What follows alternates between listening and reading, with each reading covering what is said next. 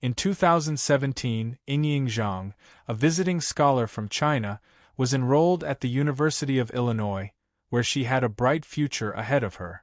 Known for her brilliance and numerous academic achievements in China, Yingying arrived in the U.S. with hopes of furthering her education. While searching for housing, she scheduled an appointment with a leasing agent. However, on June 9, 2017, after missing that appointment and failing to respond to calls from friends and family, Yingying was reported missing to the police, sparking a widespread investigation. And then this is Eric? Yeah, Detective Eric Stuyvesant. Detective with University Police, okay. We are investigating the disappearance of Ms.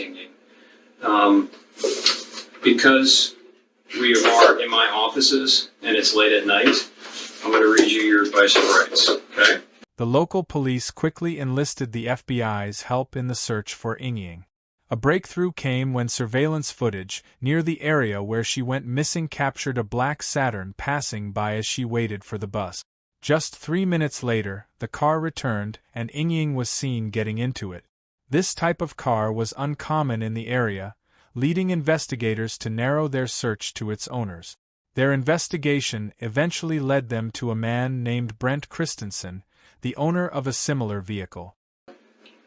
Our investigation, as I'm sure Joel probably told you, is the disappearance of this woman, this young lady, and the most viable tip that we had referred to a black Saturn Astra. So that's why he came to talk to you the other day. Do you remember what you told him? And I'm not going to hold you to it if there are certain details you forget. So they came, they were just checking out all of the Saturn Astras in the area. I know it's a pretty rare car, so probably a short list. He asked where my wife and I were during, I think it was 2 to 3 on Friday. And I was either playing video games on my computer or taking an afternoon nap. So I looked into certain things to try and see if I could get some kind of info for an alibi. I sent some texts around that time, but none exactly between 2 and 3. I let them come in the apartments. They searched for stuff. I let them come in the car. They searched for stuff there. That was pretty much it. Brendt Christensen was a former PhD student at the same university Yingying was attending in 2017. Prior to her disappearance, Brendt had visited a mental health counselor, expressing disturbing thoughts about wanting to kill people and admitting to researching serial killers online. Despite these alarming statements, the counselor determined that Brendt did not require immediate hospitalization. This initial appointment would also turn out to be his last. What'd you graduate in? Master's in physics. In physics? Yes. Wow, that's... You're smarter than me. Thanks. I'm assuming that's over at the U of I there? Yes. Okay. You said your wife was out of town. Yes. The guys mentioned something about Wisconsin. Correct. Is that correct? That's correct. Okay. You guys are originally from there, or is Yes. that... Okay. Do you know what days she was in Wisconsin? Like late Thursday night, early Friday morning until Sunday evening. Wait, what? I'm sorry, I may have misheard. Oh, no, she has a job already. She was on a vacation. Oh, okay, got it. Yeah. Okay. I'm seeing some old friends up in Wisconsin, so. Yeah, more or less. Yeah. Cool. All right. You mentioned that you thought you possibly sent text messages between, the hours of 2 or 3, so you weren't able to find any. That's correct. Do you recall any text messages they sent that day, or like were there? Oh yeah, there were one. times? I actually left. Well, they didn't look at the phone, but I was showing them texts on my phone. Okay. Like someone sent me a text at like 1:30. I responded at like 3:45 or something like that. So, there are texts around it. Yeah, but maybe not. Not exactly between 2 and 3, and that's why I think I was probably lying down and sleeping, just because, like, you know, especially now, I'll typically do stuff in the morning, look for jobs, apply to a few, and like. Was that kind of pattern of kind of looking for jobs, kind of having a little relaxation after graduation, was that typical of the entire week prior? Yeah, pretty much. Okay. Yeah. Do you remember specifically if you sent any applications out online or if you visited any places On Friday. throughout the week? Throughout the week, I haven't had any in-person interviews. I had a phone interview on Thursday, and Anything on Friday? The first thing the FBI agents do is to see if Brendt has any alibis around the time that Yingying went missing. Right now, he is just one of several people being interviewed who all have a black Saturn, but the only difference is Brendt does not have a solid alibi. Brendt claims his wife was in another state while he was sitting home playing video games. Do you have any questions for me before?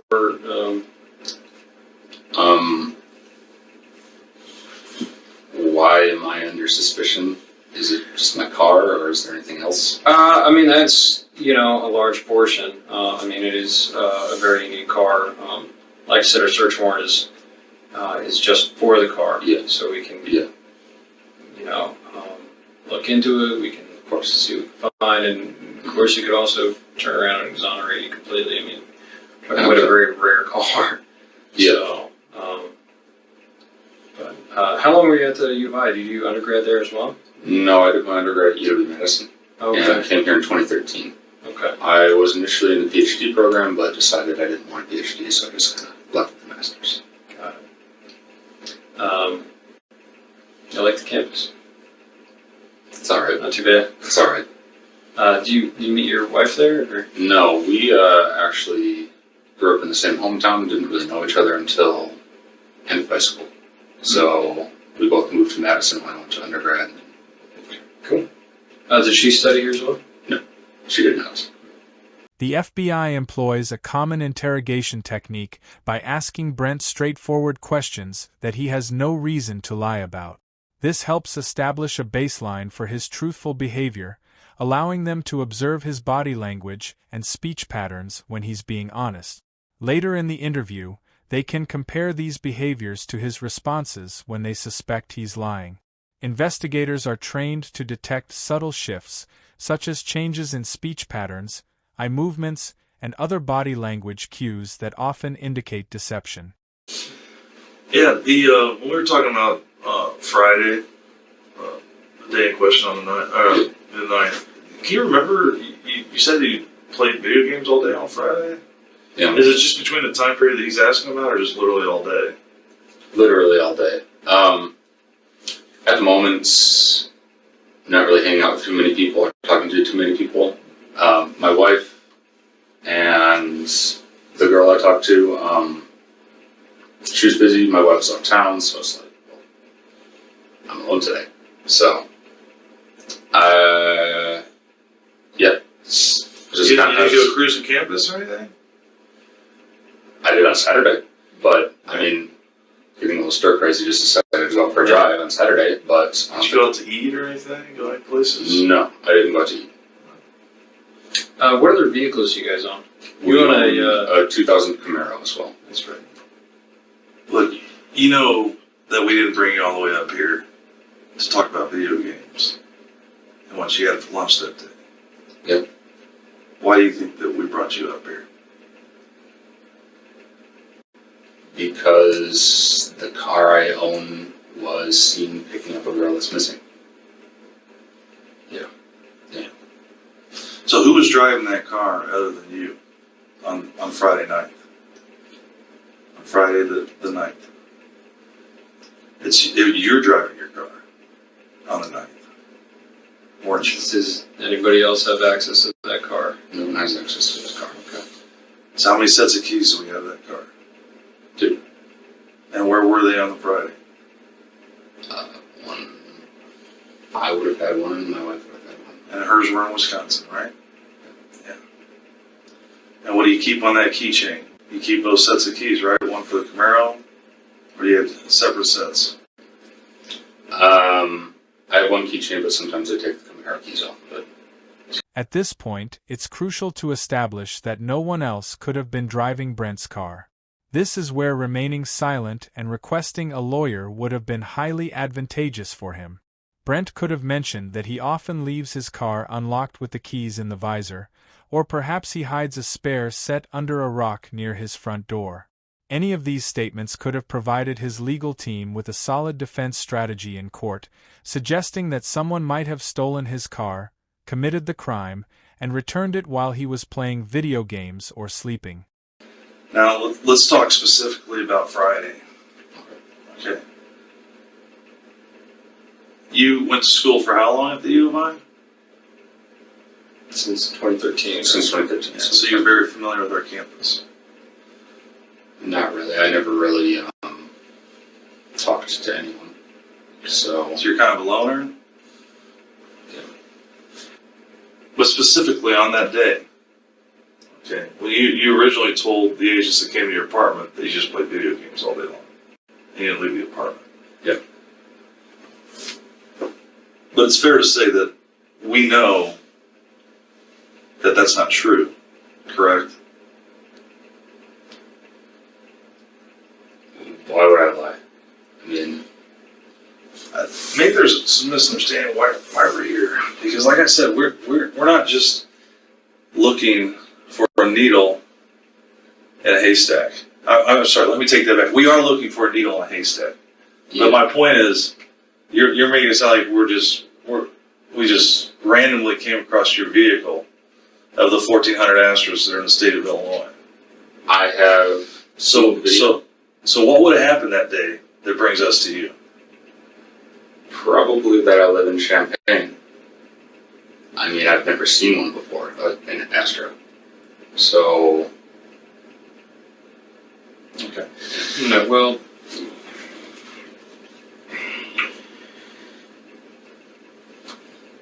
believe me when I say that the full weight and force of the FBI is going to descend on that vehicle.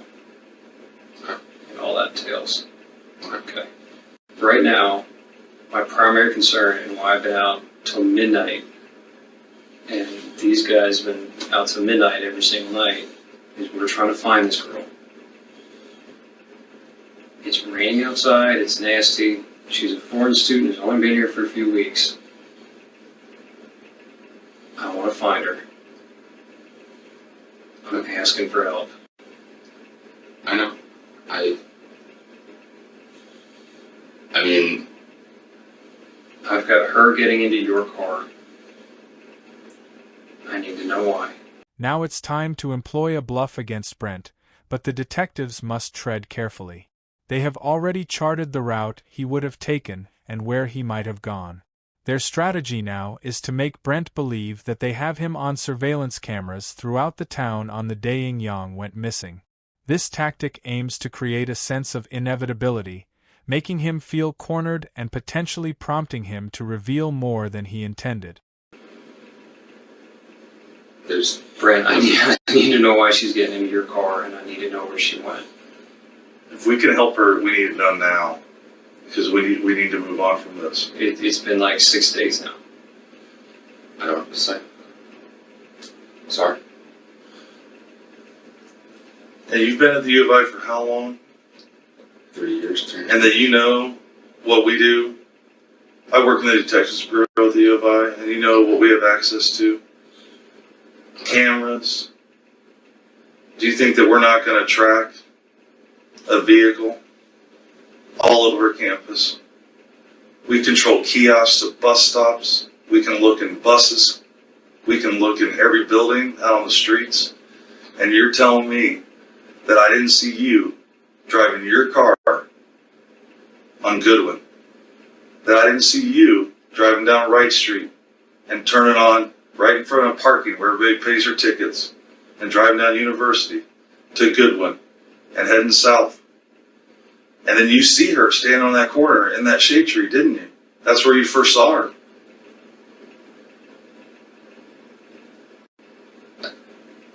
And then you turned on Clark, And we still have cameras. I've seen videos, but I didn't see me. You've seen what we've allowed you to see. Can I see this stuff that you're talking about? Do you think that we brought you up here to show you video? We want to understand why you did it. Yeah. We want to understand why you stopped her to pick her up. Was it to give her a ride? Are you afraid to tell us that you gave her a ride? Maybe you wanted to make a couple bucks as an Uber driver, and she told you I had to go sign a lease at One North, and you're like, oh, I know where that's at. I'll drop you off. If you're afraid to tell us that you gave her a ride someplace, we can work with you there. But I know that you picked her up. I know you did. I saw you in your shirt, arms fully extended.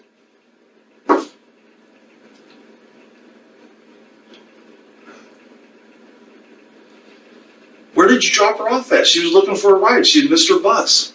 She told you she was going to One North, so where did you drop her off at? Another tactic that interrogators often employ is to present the suspect with an alternative narrative, offering them a way out.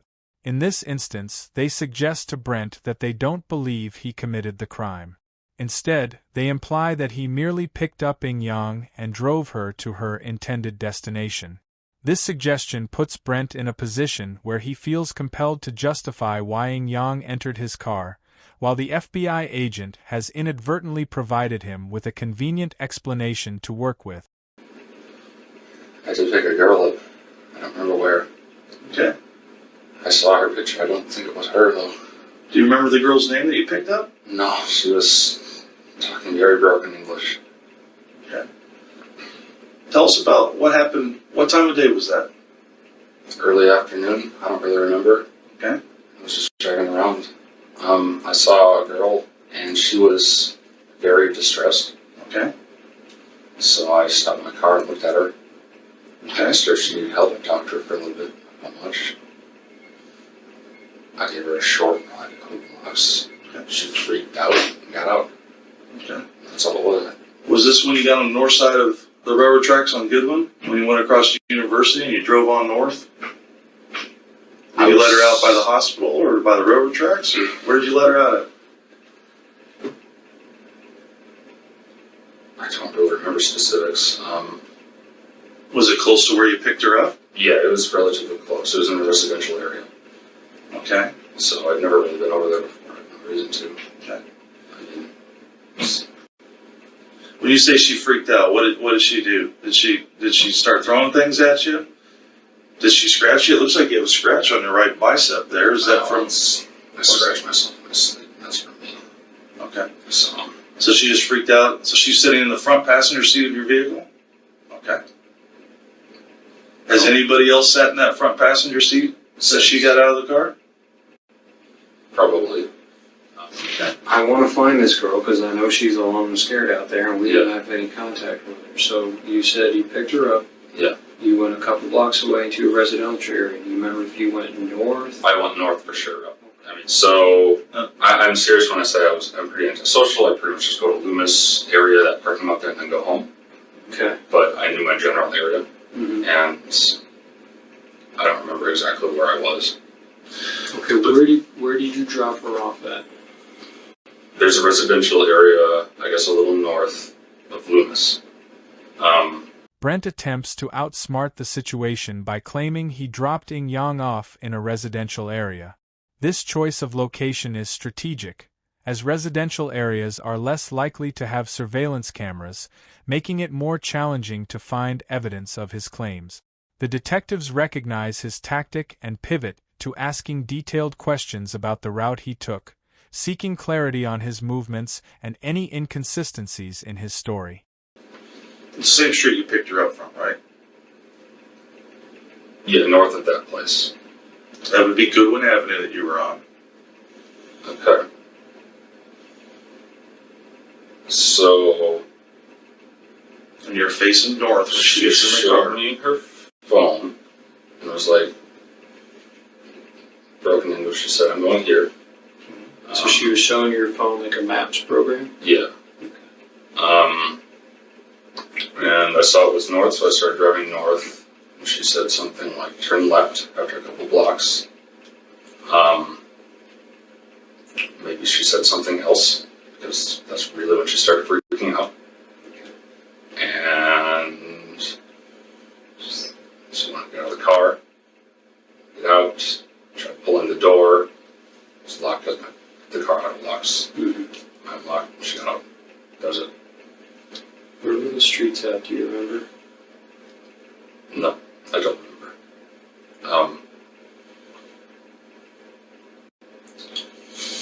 Do you remember what she was wearing? No, I don't. She had a backpack. Jeans. Did she have anything on her head? Was she wearing sunglasses? Did she have tennis shoes on or flip-flops? I didn't notice flip-flops or high heels or anything, so it was probably normal shoes.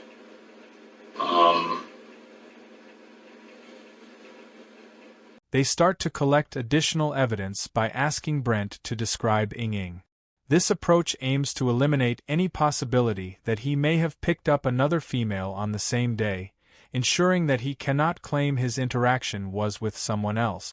She had trouble speaking English. Well, She was Asian. She was She Asian. was Asian. What do you think? How old do you think she was? Do you think she was a grad student, undergrad? Was she somebody? My guess was about 20. Okay. My guess was about 20. Her hair length-ish, here. I have trouble telling Asian people apart from one another. Sorry. Well, you would remember No, this that's- very specific though, because when you pulled up to her, you rolled your window down, and she leaned into your car, so you were looking right at her face. And what did she have on her face? What did she have on her head? You were looking right at her. You don't remember? No, I mean, even so, I taught many semesters here, and a lot of the students were Asian. Was she wearing glasses? Did she have a ball cap on? She might have been wearing glasses, I don't remember that. So, What did she tell you whenever you rolled down the window and you were chatting with her? You said she looked distressed. that's when I stopped. Do you remember specifically what she said to you? I asked her something was wrong.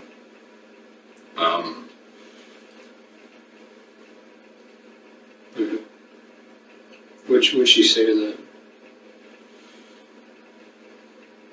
She said, I'm late, I need to get somewhere, or something like this. I was not exactly out of it, but just kind of like, oh, I'm going to help this random person, so I'm going to move in the first place. So she said she was running late for something? Yeah. And I was like, oh, okay, well, you need a ride, because again, I was just turning around. So, Did she say where she was trying to get to? You mentioned show me the phone. With the mask. she said she had a meeting with her professor. So, Brendt asserts that he took a wrong turn, which frightened Yingying, prompting her to insist that he let her out of the car. Meanwhile, the detective on the right examines a city map, trying to understand why Brent's directions are illogical. Noticing the discrepancies, the detective on the left interjects, asking Brendt to clarify the situation. So if you would have turned left there after university, you would have driven right by the hospital. You would have been south of the tracks, and you the very next thing you see, you're behind the hotel, right? You see the hospital. I see. Yeah, You said you went to a residential neighborhood. Yeah, like when she said turn left. I would like to see the map. I'm working on it. Yeah. I know the area very well. I don't think I drove past the hospital, so I don't remember train tracks, but I mean, it's easy to forget. So so you said you kicked her out of the car in a residential neighborhood. She got out of the car, I Oh, didn't. she got out of the car? She wanted to get out. Like, that's why I let her out. Because she was freaking out. Yeah. And she was saying things that Because- you didn't understand. Because you, Uh, she thought you took a wrong turn. Yeah, and something, I don't know, something like that. So, yeah. she tried to open the door, but again, it was locked because my car auto locks. Obviously, wanted to get out. I'm not going to keep someone I barely know in my car who doesn't want to be in there. I don't know the girl. So I let her up. That was the last I saw her. Really? Okay. Guess let's start where you think you picked her up at. That's a good question. Well, Loomis Lab is... Goodwin is there. Green, Springfield. So Loomis is right here. Mm-hmm. I remember driving around here. It was north of Springfield, so I guess I was kind of in this area, maybe. Yeah, like over here. I remember being by the quad. Do you remember driving by Wright Street, where the little Circle K is, and the big Beckman Institute? That is a landmark on a university. I don't think I drove past Beckman. That doesn't ring a bell. I've been to Beckman a couple times. I don't know what it looks like from the other side, but I have had to go there a few times. I guess There's a Circle K right over here. I don't remember that. You don't remember coming up Wright Street, driving across University, coming down Goodwin. You see her standing there underneath that shade tree, bus stop. You take that quick left, you run a box around her. Now you come back up north Goodwin and you pull up right next to her. You talk to her for less than a minute. And she gets in your car. She was at my passenger side, so I would go this way. Mm-hmm. Again, I was driving around a decent amount beforehand. I don't remember exactly where to go beforehand. Yeah, you were definitely driving all over campus. And you were by yourself. And you weren't playing video games all day. So why would you tell us that? Why would you tell the FBI that comes to your house that you were... Saturday. I don't... You didn't accept the days. I mean, I thought I was doing it Saturday. So what did you think that those two agents were at your house talking to you about? Brendt insists that he got his days mixed up, believing that he picked up Yingying on a Saturday instead of a Friday, which he claims explains any perceived inconsistencies. In response, the detective raises a compelling question. During the earlier interview at his home regarding the missing woman, why didn't Brendt mention picking up a female matching Yingying's description, even if it was on a different day? They came over. Friday. That's why. I mean... Friday is a day? Or Friday? Or they're there to ask you if you picked up an Asian female and gave her a ride? About Friday. I mean, they were asking me about Friday between 2 and 3, so I told them. I mean, maybe I got my days mixed up. I said a little bit ago, I thought I was doing this Saturday. But you didn't bother to tell them, oh, I didn't. I played video games all day Friday, detective, but I actually did pick up a female on Saturday. You didn't feel the need to give them that information? And it might be important? I mean... Alright, so you go northbound through University. Where do you go next? Do you remember? I turned left, so it looks like I did go past University. This must be the residential area I was talking about then. So I must have went past University. Yeah, for sure. So I drove a little more than that. So I must have turned left somewhere up here into this area. And that's where I would have dropped her off. For sure. So you were shown the area of Hill Street, and was it Beaslin? I don't know exactly where in here I was, but I mean, just looking at this, yeah, I mean, if this is Goodwin, Springfield's right here, I was in this area here. I'm assuming this is a residential area. Do you remember seeing a grade school off to your right? Did you get that far north where you would have saw Martin Luther King Junior High or elementary school right there? I don't know. I'm going to ask a personal question. Don't take it the wrong way. You mentioned your wife went on vacation with another friend. You mentioned that there's another guy she hangs out with. You mentioned there was another girl you hang out with. Do you guys have a We're in a fairly open open relationship? Okay. Yeah, I have a girlfriend. She has a boyfriend as well. Okay. Now, the detectives focus on uncovering a motive for the crime. With a considerable amount of information already gathered, it's clear that Brendt is concealing something, but they need a concrete reason for his actions. They recall Brendt mentioning that both he and his wife have significant others and that they are open about their relationship. He also noted that his wife was on vacation with her boyfriend while his girlfriend was occupied on that same day. This situation may have left him feeling angry and isolated, potentially driving him to commit a heinous act. Did she go to Wisconsin with a boy or another girlfriend? Guy. How'd that make you feel when she went away for the weekend, this long weekend with that guy? Yeah. And it's okay. Those are normal human feelings. Yeah. Did you feel hurt? Well, yeah, but I mean, she's been inside for a while. But still, she's your wife, and it's tough. You know, even if you're in an open relationship like that, where it's tough to see somebody you care about, that you love, to go someplace else with somebody else and not include you. Yeah. And I get that, man. Is that why you were driving around campus all day, pretty much all day long on Friday? Because you missed her? Just trying to clear my head. Yeah, more or less. That's understandable. I was stir crazy. I was lonely. Yeah, I thought it was Saturday. So. Did you talk to any other girls that day? No. Did you talk to any other girls on Saturday? Or did you stay home Saturday? No. Once again, days mixed up. Okay. Yeah, I'm not trying to trip you up on the days. When I was driving, I'll put it in a clear way then. When I was driving around, she was the only person I talked to. Okay. Okay, fair enough.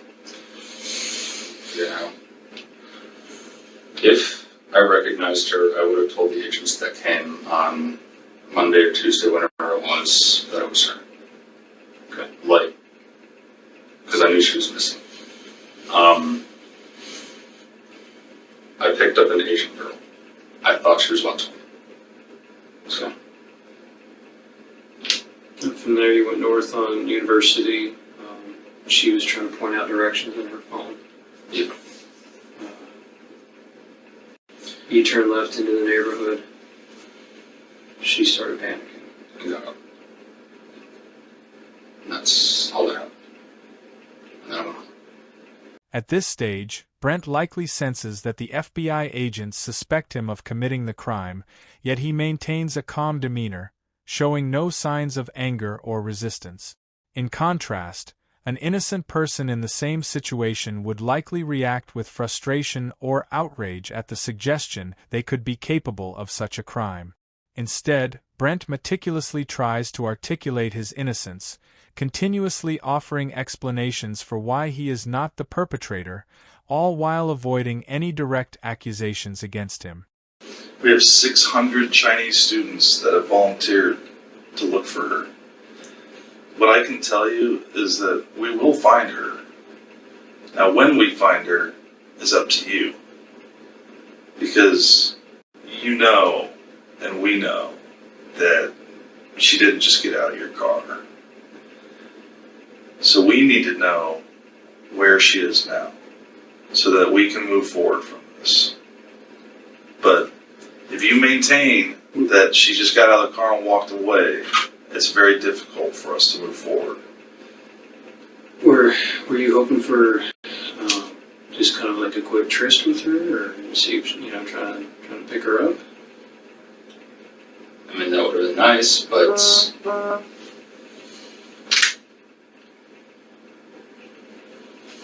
Do you have, I'm going to ask you a weird question, and a lot of us have fetishes.